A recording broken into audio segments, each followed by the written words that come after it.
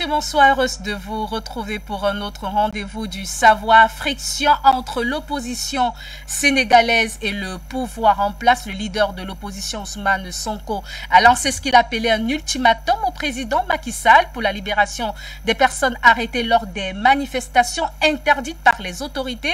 Des manifestations justement qualifiées par les autorités de menaces de troubles à l'ordre public et de propagande déguisée. Que se passe-t-il véritablement? Comment comprendre ces manifestations à Dakar, mais également à Casamance? Que recherche véritablement l'opposition sénégalaise? Pouvons-nous parler d'instrumentalisation de l'opposition au Sénégal, comme le déclarent haut et fort certains analystes politiques? Que peut le régime que peut l'opposition face au régime? Un autre sujet, mesdames, messieurs, qui cristallise davantage les attentions: lutte contre le terrorisme dans le Sahel. L'ONU et la France multiplient des prises de position radicales, indexant par là les autorités en place dans certains États africains. Et justement, à cette question, pour certains analystes politiques, mais précisément des politistes français, il s'agit tout simplement d'un jeu de la part de la France pour asseoir des projets obscurs ou alors des projets sombres dans le Sahel. Et justement, une question se pose: pourquoi l'ONU et la France veulent-elles s'imposer au Mali? Est-ce la sauvegarde de la paix et de la sécurité comme le prévoit la Charte des Nations Unies? Pour en parler, des experts de haute volée. Alors, on a dans le cadre de ce programme Monsieur Zator Baye. Bonsoir. Bonsoir. Je vous salue, je salue vos internautes, vos téléspectateurs, et je salue les co-débatteurs. Alors, Monsieur Zator Baye est ministre conseiller du président Macky Sall. Monsieur Sebani Sougou, bonsoir. Bonsoir madame, je vous remercie pour l'invitation et je suis heureux de partager le plateau avec tous les participants. Alors, Monsieur Sebani Sougou, on rappelle aux téléspectateurs que vous êtes juriste, membre de la société civile, et vous apportez votre soutien au leader d'opposition Ousmane Sonko. Alors, un autre invité, et pas des moindres dans le cadre de ce programme Mérite panafricain des Premières Dames, Monsieur Demba Cissé, bonsoir. Bonsoir Madame Céleste, bonsoir les internautes qui suivent Afrique Média, bonsoir à mes co-débatteurs. Voilà. Vous êtes analyste politique, mais également vous apportez votre soutien au leader d'opposition Ousmane Sonko. Un autre, Monsieur Madia Souaré, analyste politique. Bonsoir. Bonsoir à tout le monde, bonsoir à l'Afrique, bonsoir au Sénégal et bonsoir madame. Alors, en plus d'être analyste politique, vous apportez votre soutien à la coalition pro-gouvernementale. Alors, place à présent à ce sujet concernant ces frictions entre l'opposition sénégalaise et le pouvoir en place. Alors, Monsieur Zator Baye, tension entre l'opposition sénégalaise et le pouvoir en place. L'opposition s'insurge contre l'invalidation de la liste de la coalition d'opposition Oui Askan Oui et parle justement d'une sauvegarde, d'un écartement, j'y arrive finalement, d'un écartement de l'opposition pour les échéances électorales à venir, notamment les élections législatives. Comment comprendre? Alors, pour comprendre, il faut faire simple. Pour comprendre, il faudra justement utiliser les bons mots et remettre les choses dans leur contexte spécifiquement. Vous savez, nous sommes dans une phase préélectorale, c'est-à-dire dans la phase d'acceptation de dépôt de candidature, ce qui est réglementé par le code électoral qui est une loi organique. Ce code, je le rappelle, a fait l'objet d'un toilettage, a fait l'objet d'une large concertation, de consensus sur pratiquement 25 points. Plus de 25 points ont été des points d'accord. Et il y a eu juste 3 points de désaccord. Ça prouve encore une fois de plus l'élan très consensuel du code électoral qui est aujourd'hui la charte fondamentale qui organise la matière électorale. De quoi s'est-il agi? Il s'est agi d'aller chercher, de se conformer d'abord au code électoral, c'est-à-dire pour aller aux élections, il faut une caution. Au-delà de la caution, il faut des parrains qu'il faudra trouver. Ensuite, il faut faire des listes paritaires et alternativement paritaires.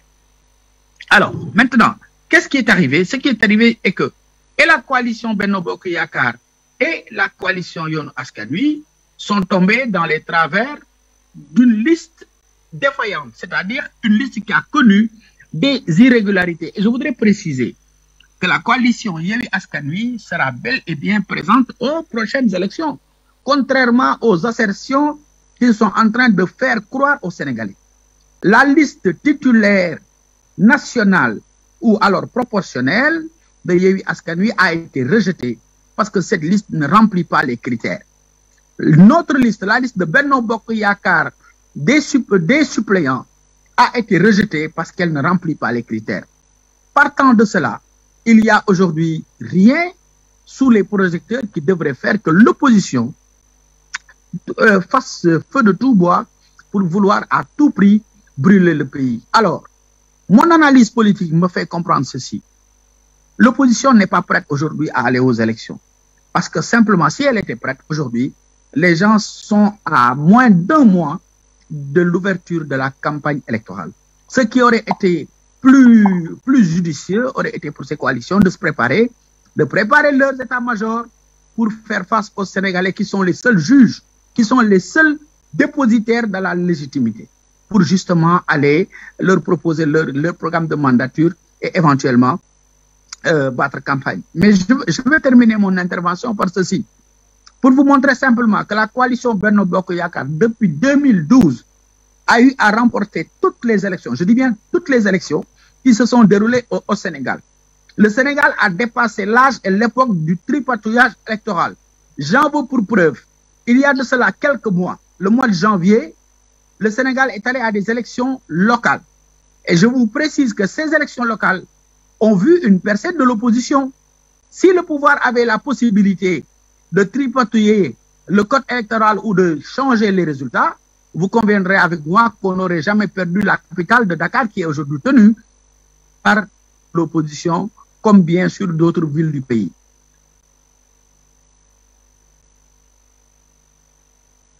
Le temps de d'avoir une meilleure liaison avec monsieur Zator Baye. Voilà, allez-y monsieur, nous vous écoutons. Voilà, j'ai terminé mon intervention. J'ai voulu simplement dire que voilà un peu la situation au Sénégal et je voudrais aujourd'hui appeler l'opposition à de meilleurs sentiments. Personne ne gagnera au lendemain des élections du 31 juillet si ce n'est le Sénégal, qui est une démocratie, qui est une vitrine, qui est même un exemple de démocratie dans la sous-région, je puis dire dans l'Afrique tout entière. Et aujourd'hui, nous avons, nous, acteurs politiques, la responsabilité de conserver ce statut de pays phare, de pays démocratique, avec une tradition démocratique qui fait aujourd'hui l'exception dans la sous-région africaine. Merci, monsieur Zator, pour ce premier jet d'intervention. Alors, monsieur Sebani, manifestation contre le pouvoir en place, que revendique véritablement l'opposition? Alors, écoutez, d'abord, avant de répondre à votre question, donc là, il convient de souligner que les propos qui ont été tenus par M. Mbaye, en partie, ne correspondent pas à la réalité. Je vais expliquer les choses. D'abord, dans un premier temps, il faut constater ce qui s'est passé hier. Il y a eu des manifestations qui se sont déroulées à Ziguinchor et à Dakar. Et au moment où je vous parle, madame, il y a eu 3 manifestants qui sont morts. Donc aujourd'hui, la première chose que je tenais à faire, c'est de m'incliner devant la mémoire de ces disparus et de condamner la répression féroce et aveugle, disproportionnée des forces envers des manifestants publics. Il a terminé son propos par dire que le Sénégal est une vitrine de la démocratie. Mais laissez-moi dire que depuis plus de 10 ans, le Sénégal n'est plus une vitrine de la démocratie en Afrique. Un peu partout en Afrique de l'Ouest, nous sommes la risée. Quand les gens regardent ce qui se passe, nous avons vraiment fait des bonds en arrière. Maintenant, moi, je voudrais revenir. Tout à l'heure, il a parlé d'un code électoral consensuel qui a été mis en place en 2021. Mais je voudrais signaler que en 1992, le Sénégal avait un code consensuel où tous les acteurs étaient réunis. Le code qu'on a eu en 2021 n'est pas un code consensuel. La preuve, après les élections présidentielles qui se sont déroulées en 2019, il y a eu un rapport qui a été fait par les experts de l'Union européenne. Et que dit ce rapport? Dans ce rapport, il y a plusieurs éléments, mais je vais en prendre quelques-uns tout simplement. Par exemple, le rapport dit que le principe de la libre participation aux élections n'est pas garanti par les articles 31 et 32 du Code électoral. Vous voyez qu'il y a deux candidats, par exemple, Khalifa Sall et Karim, qui ont été condamnés, et ces candidats n'ont pas pu participer aux élections aux dernières élections de 2019, tout simplement parce qu'on a estimé qu'en fait, ils sont frappés d'une sorte de déchéance politique perpétuelle, ce qui est totalement contraire au principe d'individualisation des peines et au principe même de la Constitution. Donc ça, c'est un point qu'il faudrait relever. Ensuite, pour revenir justement sur les raisons qui ont conduit à ce que l'opposition, effectivement, sa liste soit invalide. Je rappelle que, normalement, au regard du code électoral, en fait, une liste, l'article 154 du code électoral du 23 juillet 2021, qu'est-ce qu'il dit? Il dit tout simplement qu'en fait, une liste, par exemple, au scrutin proportionnel, doit comprendre 50 suppléants. Une liste au scrutin majoritaire doit comprendre un nombre de suppléants qui est égal au nombre de sièges à pourvoir. Qu'est-ce qui s'est passé? On s'est rendu compte qu'avec la liste de la majorité présidentielle, en fait, cette liste-là, elle ne respectait pas la parité. Et le Conseil constitutionnel a pris une décision extrêmement grave qui consiste à admettre qu'une liste pourrait être recevable partiellement. C'est-à-dire que le Conseil constitutionnel, pour faire court, a dit qu'on peut admettre qu'une liste de titulaires soit recevable sans que la liste des suppléants, en fait, ne soit recevable. C'est-à-dire que l'irrecevabilité de la liste des suppléants n'affecte pas la liste des titulaires, ce qui est d'une absurdité totale, puisque le principe de la suppléance, au regard de l'article 154 du Code électoral, un suppléant, il a pour vocation de suppléer, comme son nom le dit, au titulaire. Un titulaire ne peut pas exister sans suppléant. Il y a un cordon ombilical, un lien de rattachement qui existe. À partir du moment où vous dites qu'il n'y a plus que les listes sont autonomes, que la liste des titulaires peut partir toute seule et que la liste des suppléants peut partir toute seule, mais vous voyez qu'on est effectivement dans une absurdité totale. Ça, c'est par rapport au code électoral. Par rapport à la manifestation, enfin, je voudrais tout simplement signaler que l'article 14 de la loi du 29 octobre 1978, elle dit que le préfet peut interdire une manifestation à deux conditions. Un, qu'il y ait un trouble à l'ordre public. Deux, qu'il y ait une indisponibilité des forces de sécurité. Et cet article ajoute qu'un arrêté d'interdiction doit être motivé. Or, le préfet, dans sa décision, dans son arrêté d'interdire la manifestation, a évoqué uniquement, en fait, le motif de trouble à l'ordre public, sans donner aucun motif selon lequel il ne disposait pas de forces de sécurité suffisantes. Donc, vous voyez qu'il y a une violation totale de la loi. Et j'ajoute que le préfet n'a pas motivé sa décision et que le préfet a utilisé l'article L161 du Code électoral pour dire que la coalition Yewwi n'a pas le droit, en fait, qu'il s'agit d'une propagande déguisée. Je précise, et j'en termine à ce niveau, que même s'il s'agissait d'une propagande déguisée, ce qui n'est pas le cas, parce qu'il n'y a aucun lien, aucun rapport entre une manifestation publique et une propagande déguisée. Une manifestation publique a pour objet, cette manifestation, elle a pour objet tout simplement de défendre les principes de la démocratie. Ça n'a rien à voir avec une propagande. Deuxièmement, l'alinéa 4 de cet article, qu'est-ce qu'il dit? Il dit l'organe chargé de la régulation des médias, c'est-à-dire le CNRA. En cas de contravention, l'organe chargé de la régulation des médias peut proposer une réparation. Nous sommes dans le cadre de la contravention. Ni le gouverneur, ni le préfet ne sont habilités en cas de violation de l'article L61, effectivement, à agir. Et donc, le préfet, son arrêté est frappé d'une double illégalité parce qu'il a visé un article alors qu'il ne devait pas le viser. Il n'est pas compétent. L'organe compétent, c'est le CNR. D'accord. Il a dit motif. D'accord. Merci, Monsieur Sebani, pour ce premier jet d'intervention. Alors, Monsieur Madia Souaré, invalidation de la liste de la coalition d'opposition Yehui Askan 8, mais la coalition également peut participer à ces élections législatives à travers la liste de ses suppléants et de certains candidats dans des départements. Pourquoi arrive-t-on à ces frictions? Pourquoi ces manifestations de l'opposition sénégalaise? Monsieur Souaré, vous avez la parole. Bonjour à tout le monde. Et je m'incline devant ces pertes de vies humaines qui sont vraiment très déplorables. Parce que le Sénégal, dans sa culture en général, était et est toujours un pays de paix. Donc nous devons cultiver la paix. Et le problème, c'est qu'il se passe au Sénégal, maintenant, on n'est plus en démocratie. On est dans une logique de dictature de l'opposition anarchique.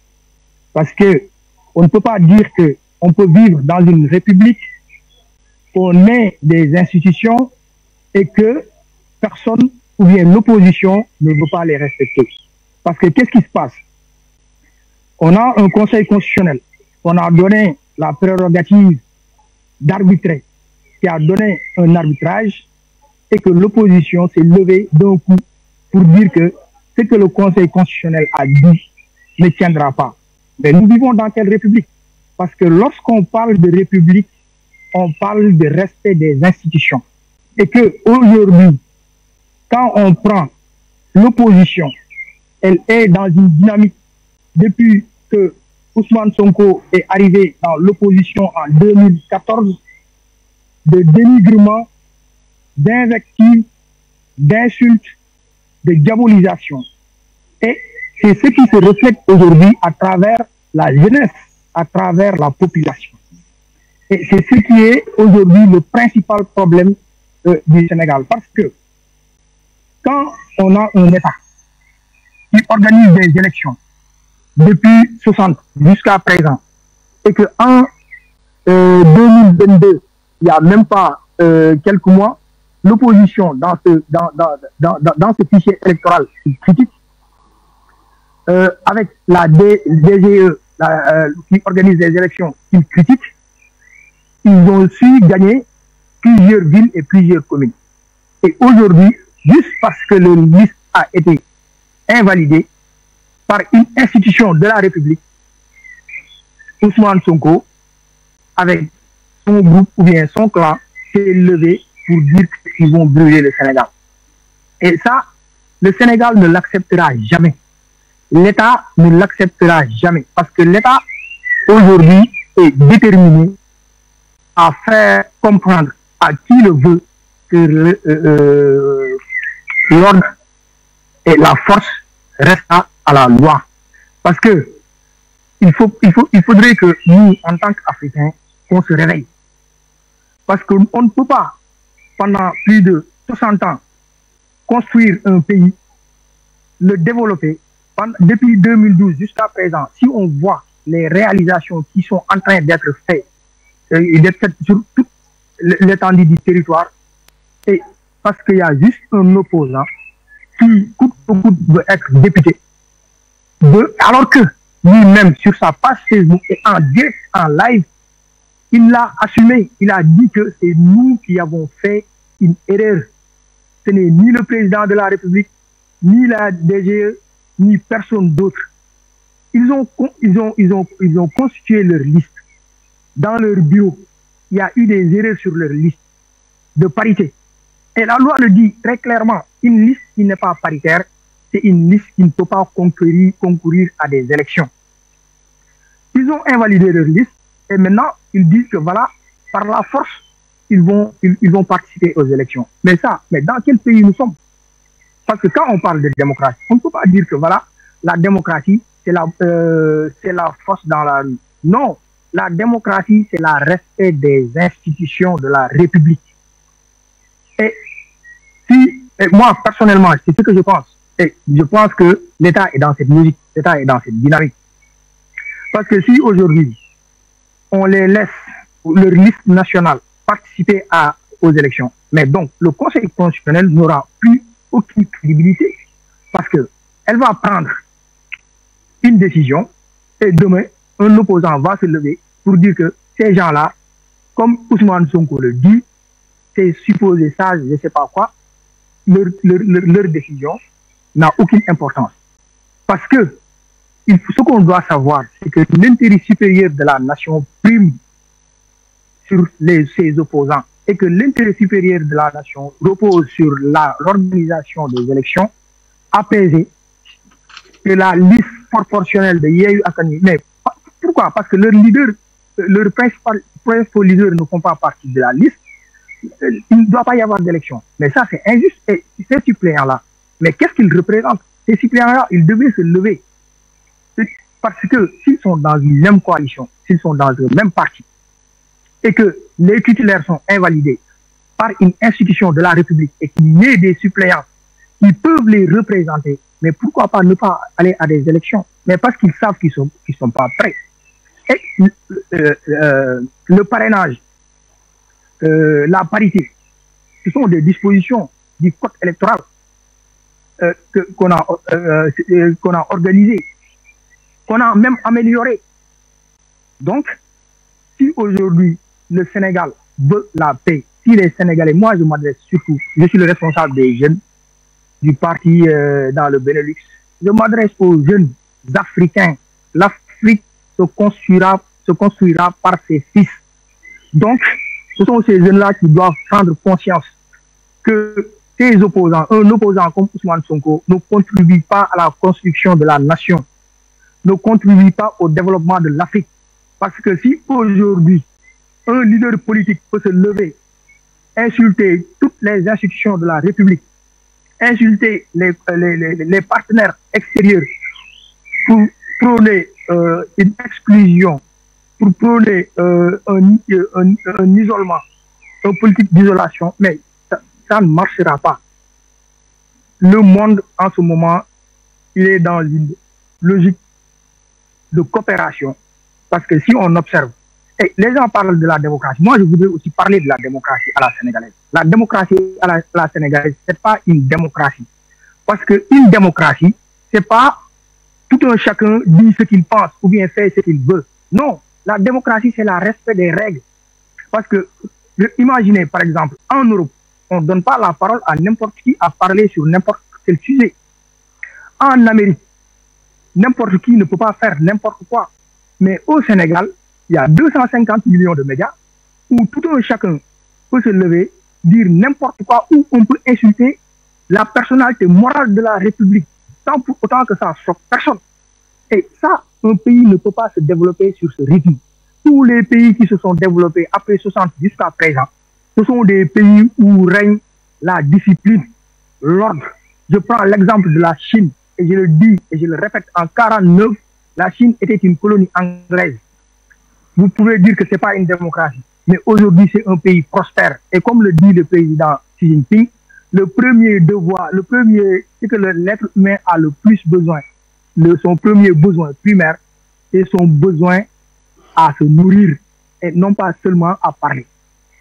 Donc moi, je voudrais que l'opposition revienne à la raison, qu'ils sachent que ce pays, ils ne peuvent pas le détruire.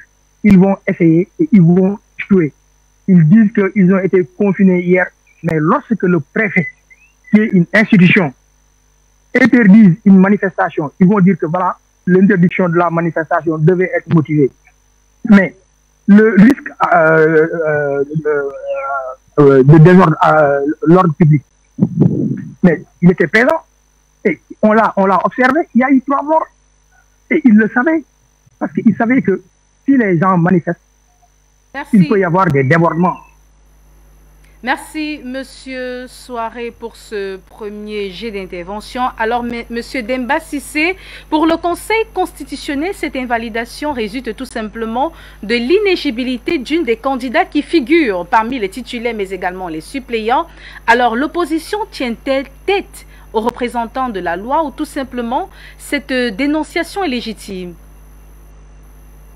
Alors, Céleste, je vais laisser à Monsieur Sougou le soin d'élaborer tout ce qui est termes juridiques. Mais moi, je suis scandalisé par ce que je viens d'entendre de la part de Moussa Mbaye, qui apparemment est un proche du président de la République. Moussa Mbaye, c'est-à-dire Moussa Mbaye, c'est pertinemment, parce qu'il dit qu'ils n'ont jamais perdu d'élection. Donc les élections locales qui viennent de passer, ils les ont gagnées. Alors moi, je tiens à dire à Moussa Mbaye que vous savez pertinemment que ce que vous dites n'est pas la vérité. Et nous savons que ce que vous dites n'est pas la vérité. Et vous savez que nous savons que ce que vous dites n'est pas la vérité. Et pourtant, vous persistez dans le mensonge. Mais nous laissons le peuple sénégalais le soin de juger. Maintenant, le deuxième point. Moi, je vous pose une question. S'il vous plaît, je ne suis pas ici dans un débat pour qu'on m'insulte. Sinon, je me... Ah non, je n'ai pas insulté. Non, c'est pas une insulte.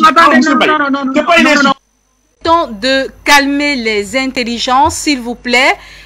Monsieur Demba Cissé, la question est assez claire. L'opposition tient-elle tête aux représentants de la loi ou alors ces dénonciations est légitime?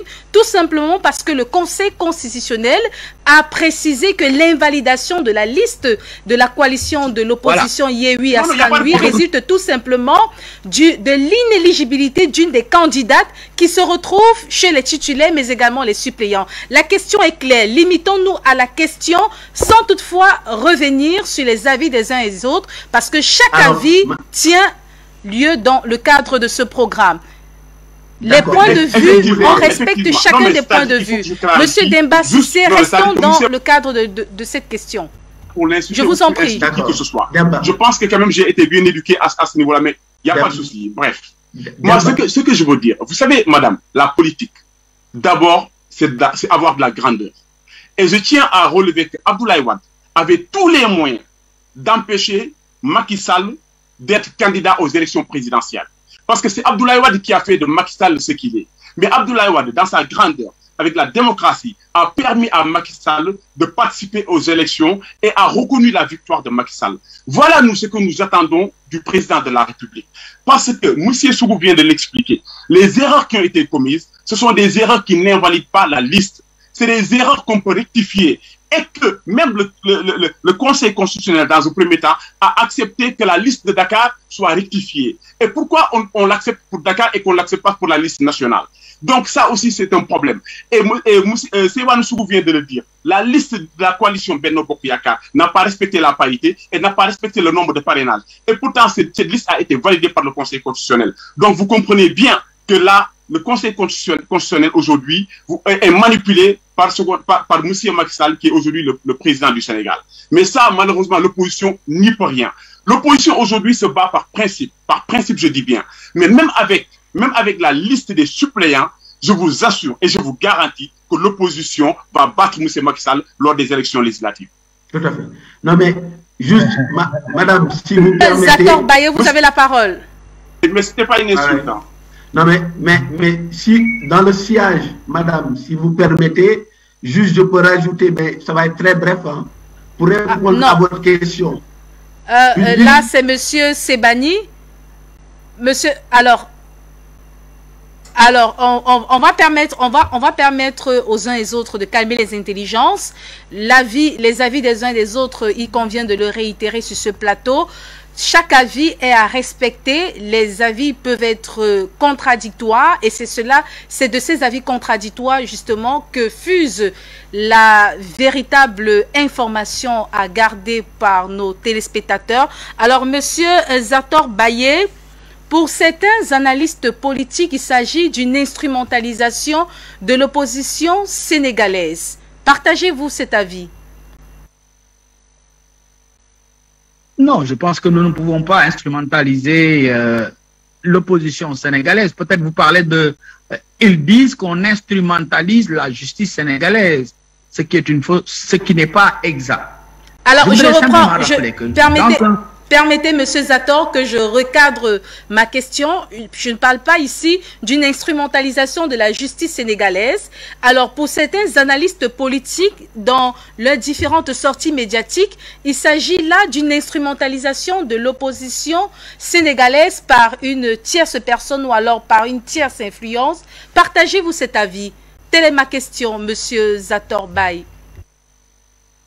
En fait, je ne vois pas cette tierce personne dont vous parlez, parce que pour moi, aujourd'hui, l'opposition est bien dans son rôle de ruer sur les brancards à chaque fois qu'elle sent que ses intérêts sont menacés. J'ai quand même une grande honte à venir me prononcer publiquement et mentir.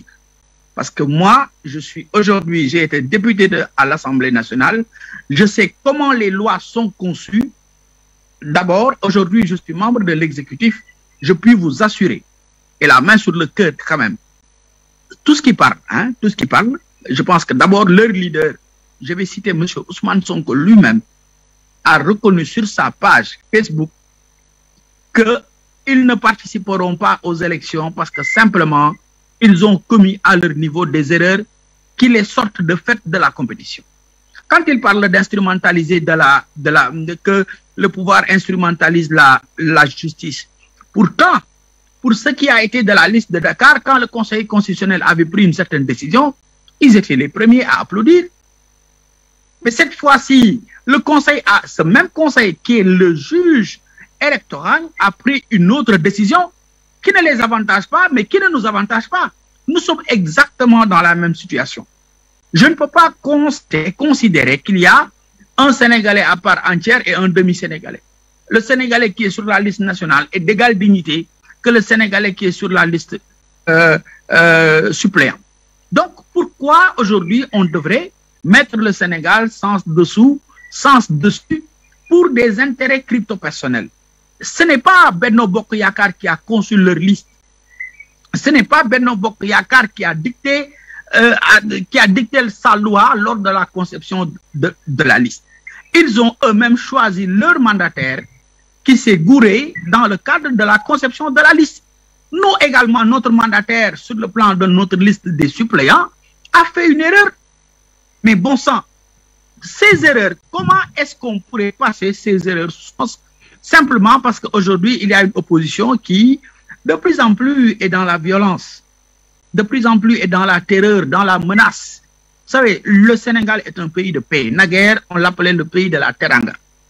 On ne connaissait pas ces types de violences qui ont commencé à surgir depuis une certaine opposition a commencé à prendre place sur la scène politique avec des discours très violents, des insultes, des injures, des appels à l'insurrection. Quand un leader politique qui aspire à diriger le pays, lors d'un meeting, dit aux jeunes à la prochaine manifestation, allez casser le domicile des leaders politiques, vous y trouverez des milliards. Ça, si ça ne s'appelle pas violence, je voudrais bien qu'on me qualifie ce terme. Ousmane Sonko n'a jamais dit ça. Il a utilisé le conditionnel. Il a dit. C'est ce qu'il a dit. Non, Ousmane Sonko n'a jamais dit ça. Permettez, s'il vous plaît, monsieur, permettez que monsieur Zator aille jusqu'au bout de son analyse. Nous allons vous remettre la parole juste après son intervention, mais permettez d'abord qu'il aille jusqu'au bout de son intervention, je vous en prie, pour qu'on puisse s'écouter sur ce plateau et permettre également aux téléspectateurs de retenir quelque chose. Ouais. Nous vous écoutons, monsieur Zator. Il faudrait que nous nous respections, et il faudrait justement que nous respections ceux qui nous suivent, qui nous accueillent chez eux ce samedi soir, pour vraiment voilà, mais nous écouter. Écoutez, moi, je ne m'adresse pas à vous. Je parle plutôt aux téléspectateurs. Vous pouvez me couper quand vous voulez. Vous pouvez dire tout ce que vous voulez. Écoutez, ça ne me gêne pas, ça ne me dérange pas. Je suis un acteur politique de premier plan. Ce que vous êtes en train de dire, vos comportements ne me gênent aucunement. Aucunement. Je peux vous écouter 4 ans, souffrez à m'écouter et après vous aurez votre temps de réaction. Maintenant, je voudrais revenir sur un certain nombre de contre-vérités qui ont été dites ici. Le pouvoir, on parle des élections précédentes, M. Khalifa Sall, M. Karim Wade. Qui les a exclus? Qui les a exclus? M. Khalifa Sall, pour en parler, il a été exclu par le tribunal parce que simplement il a été condamné. M. Karim Wade a été condamné. Mais M. Ousmane Sonko, actuellement, qui est, je le dis bien, qui est un présumé, parce que déjà, il est sous une poursuite judiciaire, il ne faut pas l'oublier. Il n'est pas libre de tout mouvement. Il est sous contrôle judiciaire pour une affaire de viol qu'il doit élucider. C'est ça la réalité. C'est ça la réalité au Sénégal. Il ne faudrait pas essayer de jouer au chat et à la souris. Ça n'a pas de sens. Nous sommes tous des Sénégalais, je crois. Je pense que vous êtes Sénégalais comme moi. Vous ne souhaitez pas que notre pays s'embrase. Notre pays qui, dans quelques mois, va changer de statut. Il sera un pays gazier, un pays pétrolier. Donc, un pays qui a un droit de cité. Un pays qui mérite tout le respect. Un pays qui, dans quelques mois, sera aujourd'hui un point important, n'est-ce pas, de l'économie mondiale. Nous devons tous, je dis bien tous, de préserver ce que nous avons de plus cher, c'est la stabilité politique. Ni Ousmane Sonko, ni Macky Sall n'ont besoin d'un pays alambiqué. Je pense que même Ousmane Sonko, lui, devrait avoir plus intérêt à garder le pays intact pour que demain, si jamais son vouloir d'être président se réalisé, au moins qu'il trouve un pays en entier. Et je crois que nous autres, les jeunes intellectuels du Sénégal, de l'Afrique, nous devons tous d'avoir un discours. Regardez ce qui entoure le Sénégal. Le Sénégal est entouré par une ceinture qui n'est pas très, très stable politiquement. Nous devons de préserver ce qui nous reste encore, c'est notre sécurité, notre intégrité territoriale. Respecter l'État. Je ne peux pas comprendre qu'un leader politique, fût-il candidat à l'élection présidentielle, puisse à chaque fois attaquer les institutions, ne pas les respecter. Où sommes-nous? Chez vous, je considère que vous êtes un chef de famille. Vous avez quand même le droit d'éduquer vos enfants, selon votre conception. Et vous le dites dans le forum. Le président de la République a été élu et réélu. Réélu à la majorité des Sénégalais. Ayons du respect pour ces Sénégalais qui l'ont élu. De toutes les façons, son mandat prendra terme un jour ou l'autre.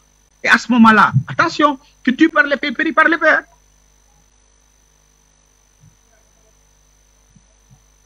Bani, véritablement, que revendique l'opposition sénégalaise? Vous avez la parole. Monsieur Sebani, vous avez la parole. Alors, écoutez, on va être très clair. Je ne partage pas, mais comme vous l'avez dit, hein, nous sommes en démocratie, je ne partage absolument pas du tout le diagnostic de M. Mbaye qui vient de nous faire une présentation du Sénégal qui ne correspond pas à la réalité. Le Sénégal, aujourd'hui, sous le magistère de Macky Sall, est devenu véritablement un pays liberticide, où les citoyens sénégalais n'ont pas le droit de manifester. Je l'ai dit tantôt, et il y a quelqu'un qui a dit quelque chose qui ne correspond pas à la réalité, le droit de manifester est garanti par l'article 14 de la Constitution, qui dit, pour interdire une manifestation, il faut... Monsieur Sebani, vous faites bien... Monsieur Sebani, vous faites bien d'évoquer justement ces manifestations. Pour les autorités en place, il s'agit d'une menace de trouble à l'ordre public et une propagande déguisée. Vous parlez ici de la violation de la liberté ou alors du droit de manifester, mais pour les autorités, clairement, il s'agit d'une propagande déguisée et d'une menace de trouble à l'ordre public.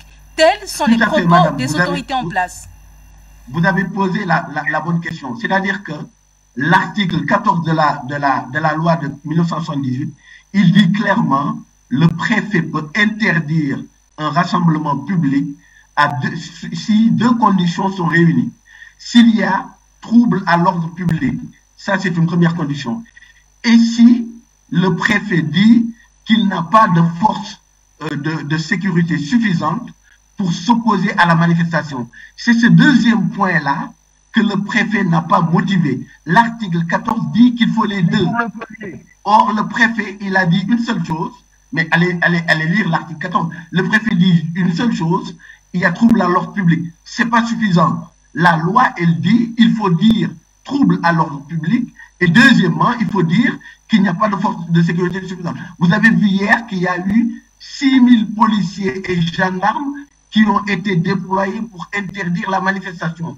Et donc, vous avez vu que ces 6000 étaient largement en nombre suffisant pour encadrer la manifestation. Donc, on voit bien que cet argument ne tient pas. Donc, quand on parle de respect de la loi, moi, je veux bien, je suis un républicain, je respecte la loi. Mais quand on parle de respecter la loi, il faudrait d'abord que ceux qui parlent de la loi la respectent. La loi, l'article 37 de la Constitution dit, le président nouvellement élu doit faire sa déclaration de patrimoine. Est-ce que vous qui êtes là aujourd'hui, qui soutenez le pouvoir, est-ce que vous savez que jusqu'au jour où je vous parle, à l'heure actuelle, le président de la République, Macky Sall, n'a pas fait sa déclaration de patrimoine? Donc, comment peut-il lui-même, en ne respectant pas la loi, en la violant, peut-il prétendre dire aux gens de respecter la loi? Vous voyez bien que là, on tombe. Pour terminer, comme elle a posé une question en disant qu'est-ce que l'opposition va faire? Il est évident que l'opposition va, moi je le dis clairement, elle va participer aux élections. Pourquoi? Parce qu'il n'y a que la liste des titulaires au niveau national qui a été invalidée, ce qui est une absurdité. Mais cela veut dire que la liste des suppléants va participer. Et moi, je suis convaincu qu'avec ce qui s'est passé, avec quasiment l'assassinat de 3 manifestants sénégalais, avec la réprobation publique, vous avez vu qu'aujourd'hui, toutes les organisations de lutte, de défense des droits de l'homme ont fustigé, dénoncé la réaction disproportionnée des forces de sécurité à l'encontre de manifestants qui tout simplement exerçaient pacifiquement un droit qui est le droit de manifester. Si le préfet avait pris un arrêté en respectant la loi, moi-même, en tant que Sénégalais, je n'aurais rien trouvé à redire. Mais il se trouve que l'arrêté du préfet est illégal parce qu'il n'a pas pu justifier qu'il n'avait pas le nombre de forces de sécurité suffisantes pour s'opposer à cette manifestation. C'est ça la réalité. Et il ne faut pas la travestir pour ne pas monopoliser la parole. En tout cas, je vous redonne, madame, la parole. Mais il est clair que les droits des citoyens sénégalais ont été violés et le Sénégal aujourd'hui n'est plus une démocratie, la vitrine de la démocratie en Afrique, et on a une régression qui est regrettable et véritablement qui porte atteinte à l'image de notre pays. Monsieur Madia Souaré, que peut l'opposition face au régime? Monsieur Souaré, vous avez la parole. Selon vous, que peut l'opposition face au régime en place? Mais rien du tout. Rien du tout. Ce qu'ils peuvent, les opposants, c'est ce qu'ils sont en train de faire. Parce que ils sont en train de diaboliser le régime. Parce que ce qu'il faut savoir, c'est qu'on ne peut pas être éternellement dans des manifestations. Un pays ne se développe pas dans le désordre. Il n'y a pas... On peut observer les pays, nos pays africains, qui ont réussi après 60 jusqu'en 2022, qui ont passé d'un moment de pauvreté à une situation de prospérité relative. Le Sénégal ne se développera jamais dans le désordre que l'opposition veut installer au pays. Et ça, c'est l'État qui doit prendre toutes ses responsabilités. Parce que l'avenir du pays y dépend. Parce que ces opposants qui crient aujourd'hui sur tous les toits que l'État est en train de bafouer les institutions ou bien les lois ou bien les normes établies, ce sont des gens qui veulent coûte que coûte conquérir le pouvoir de par la rue. Alors qu'au Sénégal, le pouvoir ne se transmet pas par la rue. Le Sénégal a une culture démocratique. On a eu 2 alternances. Le président, il est là depuis 2012. il a été réélu plus de 58%.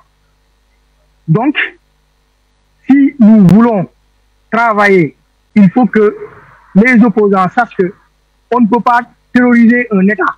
Parce que parfois, je vois des gens qui insultent des institutions, c'est juste parce que l'État est clément. Parce que si aujourd'hui un homme désarmé menace un homme armé, si l'homme armé n'est pas clément, il peut, sa vie peut il peut y perdre sa vie. Donc les opposants, ils doivent revenir à la raison. Savoir que le Sénégal se construira par ses fils et pas par eux. Parce que ce qu'ils veulent imposer aujourd'hui, c'est une dictature de la rue. Et ça ne passera pas au Sénégal. Ça ne passera jamais, jamais, jamais, jamais au Sénégal. Ils vont. Et hier, c'était un exemple patent. Ils n'ont même pas su sortir de ces jeux.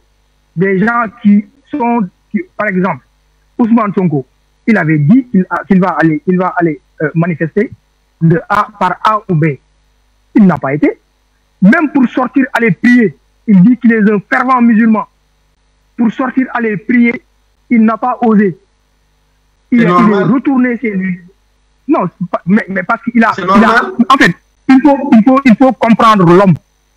Il faut savoir un homme courageux et un bavard. Parce que si Ousmane Sonko vante son courage sur toute l'étendue du territoire, alors que c'est faux. Parce que si moi j'étais sorti pour prier, il y aurait deux choses. Soit on va m'arrêter, soit je vais aller prier. Parce que ça, c'est là. Parce que c'est ce qu'il avait dit. Il allait manifester.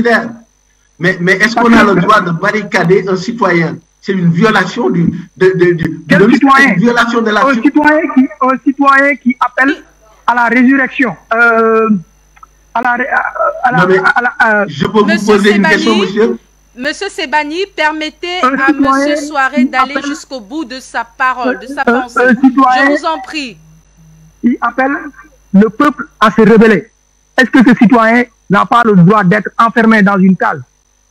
Tout le problème de Ousmane Sonko, tout le problème du Sénégal tourne autour de Ousmane Sonko. Et ça, c'est un fait. C'est un état de fait. Parce que si on constate, Abdoulaye Wade, c'était un opposant, un très grand opposant, qui s'est opposé au régime de Abdou Diouf et de Senghor, mais qui n'a jamais marché sur des cadavres pour avoir le pouvoir. Idrissa Seck, Moussa Fagnas, il s'est opposé à Abdoulaye Wade, mais ils n'ont jamais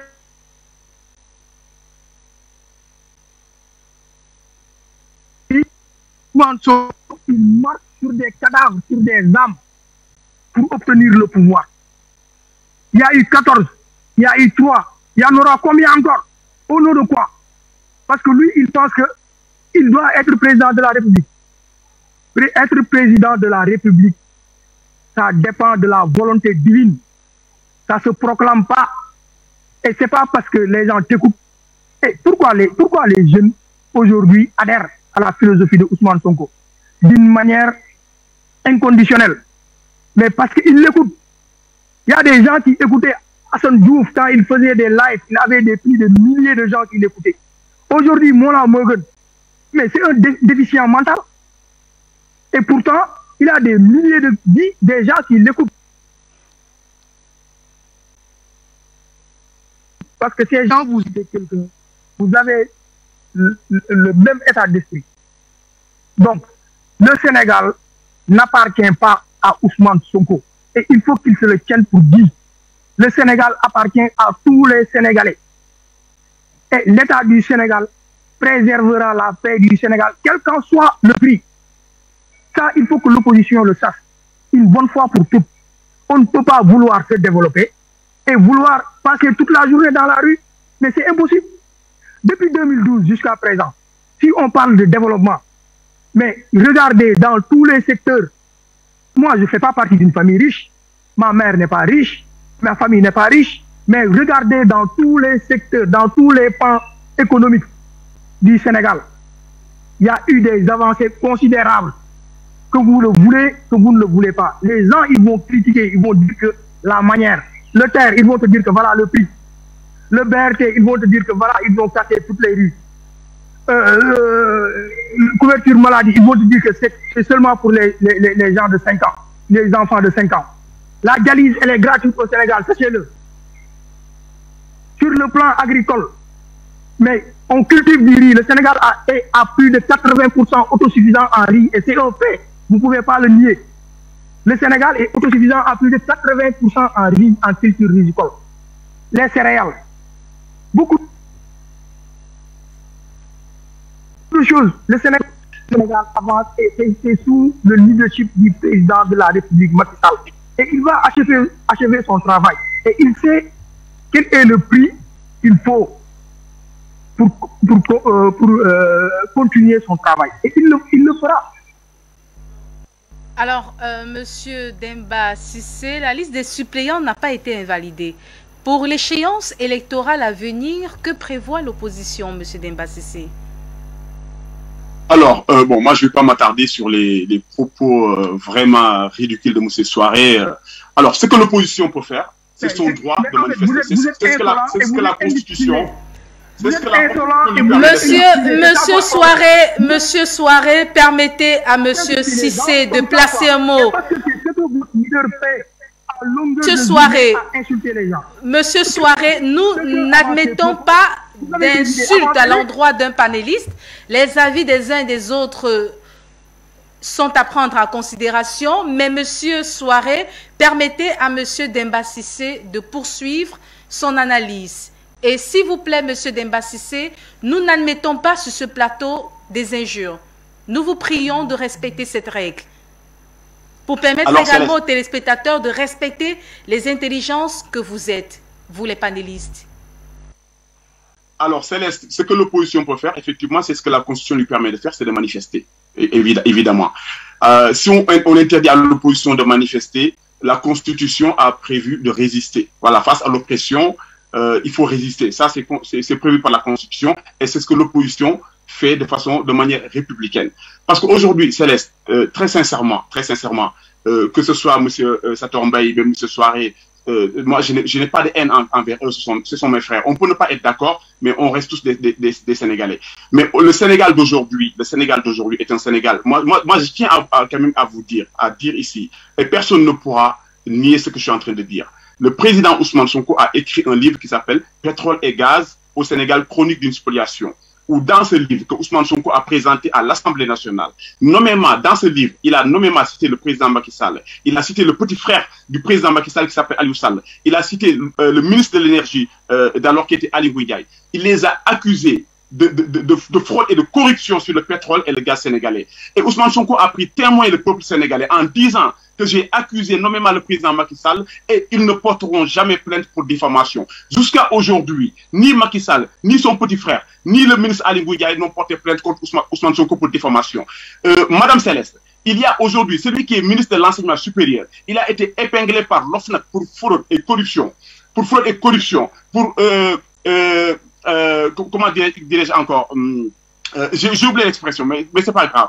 Et jusqu'à aujourd'hui, et cette personne-là, aujourd'hui, n'a pas porté plainte pour diffamation. Donc, ce qui se passe aujourd'hui, le griot de Macky Sall, je dis bien le griot de Macky Sall du nord de Farbango, ils ont volé chez lui pratiquement une valeur de 2 milliards de francs CFA en espèces. Et ça date de quelques jours seulement, il n'y a pas longtemps. Un des employés qui travaille avec lui a dérobé chez lui une valeur de 2 milliards cash. Il n'y a pas eu d'enquête. Quand Ousmane Sonko dit, si vous cassez, au conditionnel, si vous cassez certaines maisons des dignitaires, vous allez trouver des milliards là-bas. Voilà à quoi Ousmane Sonko faisait allusion. Donc aujourd'hui, nous sommes dans un pays aujourd'hui où il n'y a pas de démocratie. Nous sommes dans un pays aujourd'hui où si vous êtes dans le camp présidentiel, vous pouvez faire ce que vous voulez. Le président lui-même a dit que c'est lui qui met son coude sur certains dossiers de justice. C'est-à-dire, au lieu c'est-à-dire d'instruire certains dossiers par rapport à des dignitaires qui ont fait des détournements des deniers publics, le président de la République lui-même l'a dit, il les protège et pire même, ils ont une promotion. Donc aujourd'hui, je vais monopoliser la parole. Pour finir, je dis que l'opposition, ils n'ont qu'une seule chose à faire, c'est de manifester. Si on leur interdit la manifestation, ce qu'ils peuvent faire, c'est de résister, mais de façon responsable. Alors, Monsieur Zator Baye, pour certains observateurs africains, ces manifestations qui ont été observées à Casamance, mais également à Dakar, n'ont aucun fondement juridique. Partagez-vous cet avis? Et le deuxième volet de la question, que peut l'opposition face au régime? Vous savez, au Sénégal, tout est réglementé. L'autorisation de marcher ou de tenir une manifestation sur la voie publique est du ressort de l'autorité administrative qui apprécie en fonction des éléments qu'il a et que nous n'avons pas. Quand mon ami et frère a dit que non, le préfet ne devrait pas, en citant des articles, vous savez, il y a ce que l'on appelle le droit administratif dans cette affaire, dans cette matière précise. Le préfet peut avoir, en fonction des éléments de renseignement qu'il a, quelques informations qui lui disent que cette marche peut être perturbée par Jean-Paul ou Pierre. Vous pensez que le préfet va venir vous dire sur la place publique, comme a dit, la police m'a dit ou la gendarmerie m'a dit? La gestion de l'État n'est pas pareille à la gestion d'une boutique. Il faudrait que les gens le comprennent très bien. On est dans un État aujourd'hui qui est solide. Au Sénégal, je précise que depuis 1960, nous avons un État très solide. On peut tout reprocher à l'administration sauf une compétence. Peut-être ceux-là qui ne sont pas au Sénégal peuvent souvent dire ce qu'ils veulent parce qu'ils ne vivent pas les réalités au Sénégal pour savoir que quand même nous avons un pays très solide, un pays administrativement bien construit, un pays administrativement et techniquement bien assis. On peut marcher. Vendredi dernier, on a donné une autorisation qui peut changer du jour au lendemain. Où est le problème? Quand l'autorité qui va autoriser à marcher revient une prochaine fois pour vous interdire, mais respectez l'interdiction, bon sang, bon Dieu. Attendez un autre jour, réintroduisez une autre demande.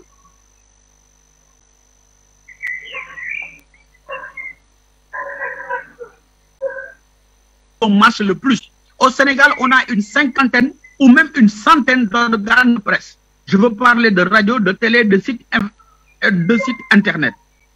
Il n'y a pas aujourd'hui, à l'heure où je vous parle, un seul prisonnier politique au Sénégal. Ceux qui parlent pour essayer de nuire, de ternir ou d'assombrir l'image du Sénégal, je me demande même s'ils sont sénégalais. Je me le demande profondément. On a un pays très démocratique. Mais ce que les dérives verbales auxquelles s'adonne M. Ousmane Sonko au quotidien, mais sont tolérées et admises au Sénégal. Je suis presque sûr que s'il les tenait dans un autre pays, on ne parlerait plus de lui aujourd'hui. Et il se permet à longueur de journée, mais d'insulter les gens, d'injurier, mais de ne même pas respecter le président de la République. D'ailleurs, il ne l'appelle même pas président de la République parce qu'il ne le considère pas comme un président de la République.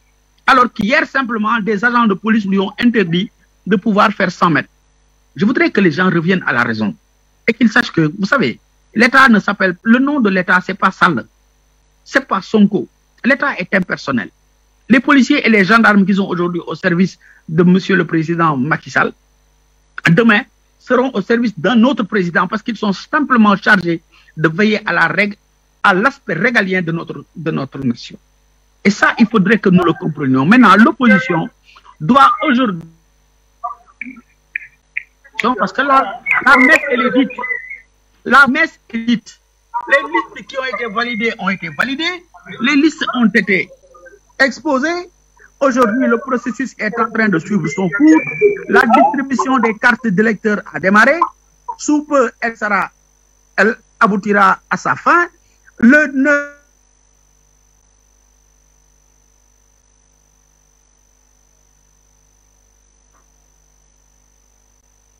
on l'arrêtera. Le 30, il y aura élection. Il faut que les gens comprennent ça. Parce que maintenant, tout ce qu'ils disent là, tout ce qu'ils font, ce n'est que de la, voilà, ce n'est que de la marmarade.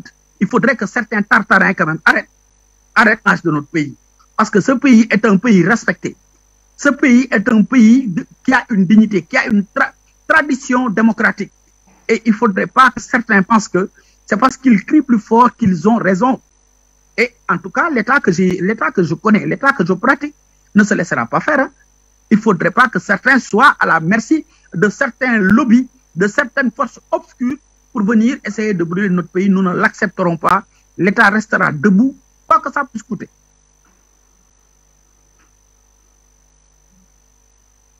Monsieur Zator Mbaye pour cette intervention et c'est ici que nous refermons la première thématique de ce programme Mérite panafricain des Premières Dames. Merci, Monsieur Zator Baye, pour votre intervention. Vous êtes ministre conseiller du président sénégalais Macky Sall. Monsieur Sebani Sougou, vous êtes juriste, membre de la société civile et vous apportez votre soutien au leader d'opposition Ousmane Sonko. Merci infiniment pour votre disponibilité. Monsieur Demba Cissé, vous êtes analyste politique, sans oublier que vous apportez également votre accompagnement au leader d'opposition Ousmane Sonko. Nous vous remercions d'avoir répondu présent à cette invitation de la télévision panafricaine concernant cette actualité au Sénégal. On n'oublie pas Monsieur Madia Souaré, analyste politique, soutient également la coalition pro-gouvernementale. Merci infiniment, chers panélistes, pour votre disponibilité dans le cadre de ce programme.